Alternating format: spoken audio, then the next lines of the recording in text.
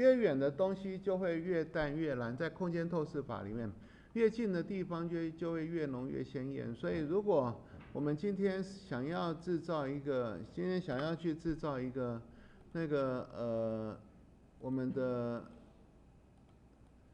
的这些花，但是想要有远近的感觉的话，那越远的东西就会越淡越蓝。所以这个地方其实绿色工具，你可以把它想成它是一个透明度工具，所以你这样轻轻晃过去，轻轻晃过去，它就会变淡淡的、淡淡的、浅浅的。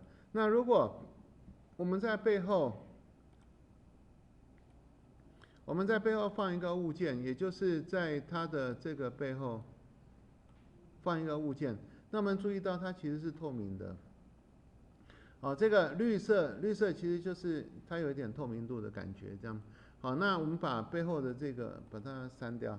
那如果你要再让它回来的话 ，LT 就是我们可以利用这个就是绿色工具，按 LT， 然后再把它点这个。等一下哦，这个你要先把它选起来，然后这个时候选它用绿色工具，然后这个时候按 LT， 它就会再回来这样。好，那如果你单独去点，它就会变浅，变浅其实是变透明的意思。好了，画面。